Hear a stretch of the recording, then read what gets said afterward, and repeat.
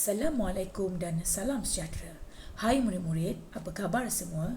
Pada hari ini untuk kelas sejarah, kita akan teruskan dengan unit 1 iaitu mengenali sejarah dengan tajuk sumber sejarah dan kaedah penyelidikan. Jom belajar sejarah dengan Cikgu Salina. Objektif pembelajaran kita pada hari ini ialah pada akhir pengajaran dan pembelajaran di rumah, murid akan dapat mengenal pasti sumber dalam sejarah dan menjelaskan kaedah penyelidikan sejarah. Sebelum itu, cikgu harap kamu masih ingat lagi apakah maksud pengertian sejarah. Ya, tepat. Sejarah ialah peristiwa yang benar-benar berlaku pada masa lalu. Mari kita belajar tentang sumber sejarah. Apakah sumber sejarah? Sumber sejarah memberikan maklumat yang tepat tentang sesuatu peristiwa yang berlaku. Sumber sejarah terbahagi kepada dua, iaitu sumber primer dan sumber sekunder. Sumber primer dikenali juga sebagai sumber pertama. Sumber primer berada dalam bentuk asal dan belum diolah, manakala sumber sekunder merupakan penulisan yang dihasilkan daripada sumber asal. Apakah contoh sumber primer?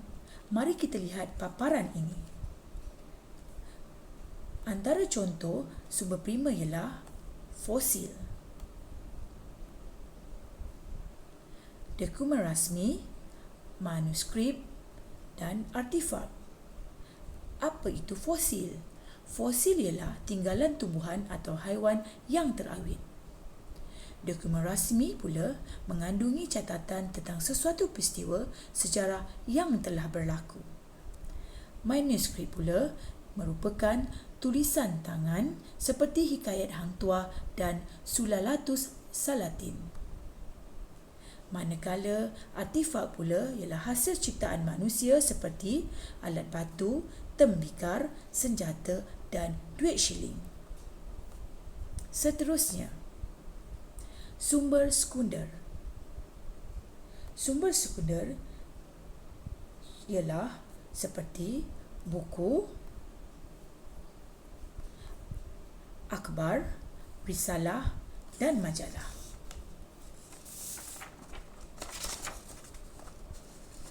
Mari kita belajar pula tentang kaedah penyelidikan. Apakah tujuan penyelidikan sejarah dilakukan?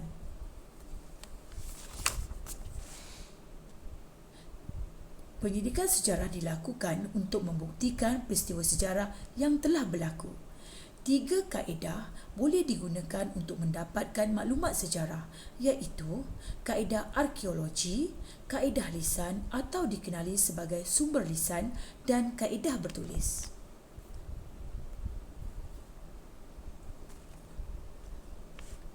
Apakah itu kaedah arkeologi?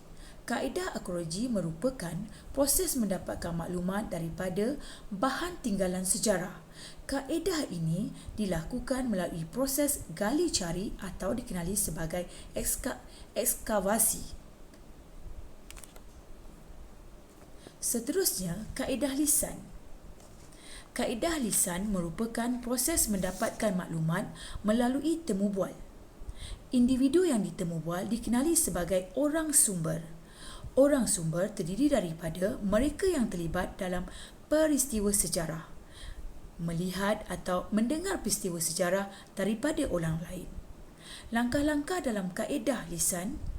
Langkah pertama, mengenal pasti orang sumber dan menyediakan soalan berdasarkan tajuk kajian. Langkah kedua, menemu bual dan merakamkan perbualan.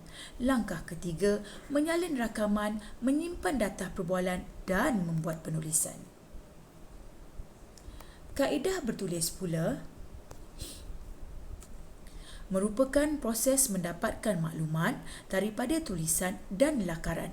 Maklumat ini diperoleh daripada dinding, gua, kayu, batu dan bahan bercetak. Langkah-langkah dalam kaedah bertulis. Langkah pertama, mengenal pasti sumber sejarah yang tepat. Langkah kedua, mengumpulkan sumber sejarah.